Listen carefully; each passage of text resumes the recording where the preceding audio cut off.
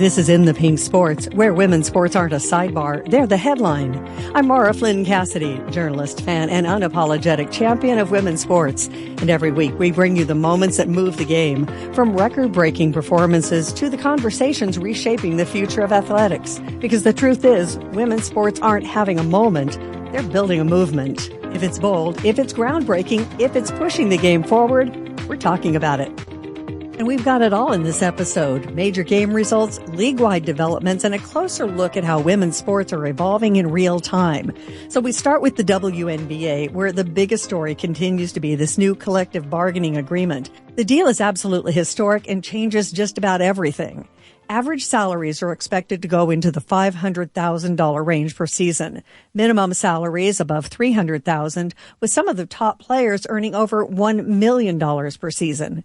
And the salary caps jump to about $7 million per team, which completely changes how rosters are built.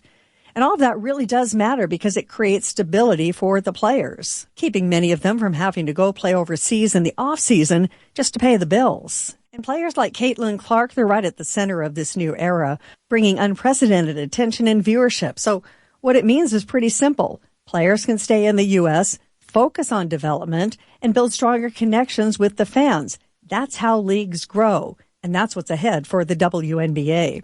Now let's get into the action from the National Women's Soccer League on Wednesday. A slate full of matches and plenty of standout performances. In Game 1, it was the San Diego Wave over the Portland Thorns 3-1. San Diego struck early, scoring in just the second minute and setting the tone immediately. The team added goals in the 27th and 82nd minutes to secure the win. Portland responded early with a goal in the 8th minute, but just could not keep pace. San Diego now looks like one of the early teams to watch this season. In Game 2, it was the Seattle Reign 3, the Kansas City Current 0. This game featured a dominant performance from Seattle. 3 goals in the first half in the 18th, 26th, and 33rd minutes put this one out of reach early. This was really a statement win, effective, aggressive, and complete. Game 3 was another clean sheet with the Orlando Pride 3-0 over the Chicago Stars. Orlando exploded offensively with 3 goals in the first half, including a quick strike in the 13th minute. Fast starts are becoming a theme this season, with teams attacking early and dictating the pace of the games. On to Game 4, another clean sheet, with the Denver Summit notching a 2-0 win over Gotham. Denver secured that road win with second-half goals in the 58th and 73rd minutes. Strong second-half execution made the big difference in this one. And the 5th game was played to a 1-1 draw between the Washington Spirit and the Utah Royals. Washington struck first in the 18th minute. Utah equalized things late in the 84th minute, and that was all they wrote. A classic late-game equalizer and a reminder that there's no lead that's really safe. It's early in the season, but Seattle and San Diego are really emerging as strong contenders, while Orlando is showing offensive firepower, and teams like Washington are still trying to look for some consistency. Over in the Professional Women's Hockey League, there was also action on Wednesday. Seattle took care of New York 4-1, controlling that game from start to finish and generating offense early and maintaining pressure throughout.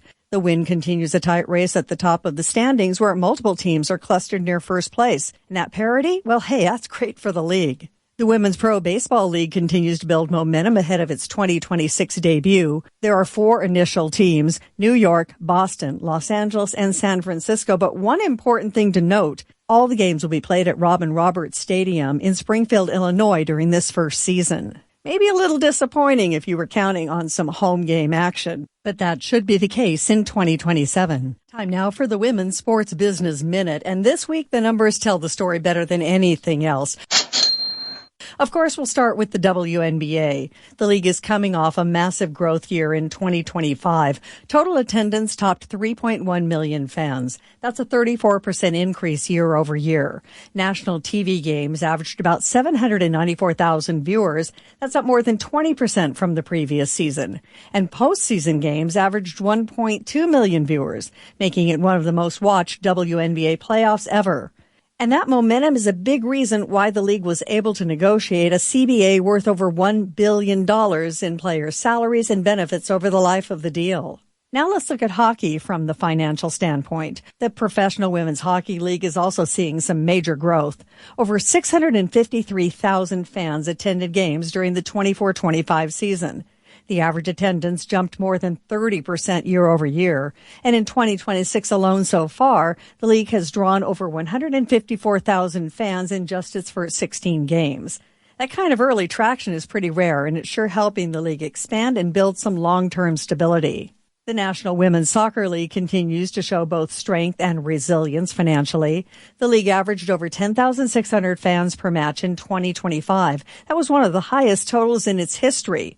Total attendance reached nearly 2 million fans across the season, and TV viewership grew 22% year over year. In 2026, we're already seeing record-breaking crowds on opening weekend, signaling that continued upward momentum that we're looking for. And when you zoom out even further, the scale becomes even clearer. Across all the platforms, fans watched 46 billion minutes of women's sports content in 2025 alone. That's not niche. That is called mainstream. So when we talk about growth in women's sports, we're not talking about potential anymore. We are talking about real audiences, real revenue, and real demand. And that's what's driving everything forward. Across the board, investment in women's sports is really rising with more sponsors, more media deals, more visibility.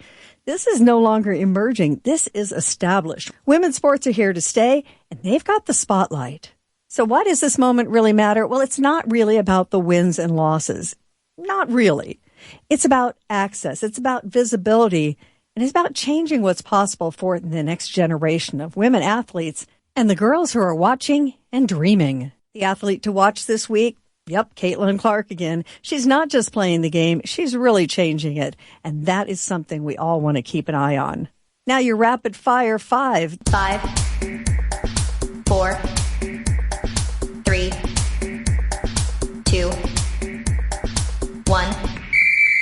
The WNBA is preparing for a transformative season. The National Women's Soccer League is seeing some high-scoring matches. The Women's Pro Baseball League is building anticipation. I know, I can't wait. And youth participation in girls' sports continues to grow. And that's your complete women's sports update. Keep watching, keep cheering, keep supporting women's sports because the future of sports, it's looking pretty pink. That's it for this week's episode of In the Pink Sports. If you loved what you heard, subscribe, follow, and share the show. Because the more we amplify women's sports, the louder the crowd gets. And trust me, the crowd is just getting started. Join us next week as we continue putting women's athletics exactly where they belong, front and center. Until then, I'm Mara Flynn Cassidy. Stay loud, stay proud, and keep showing up for women's sports.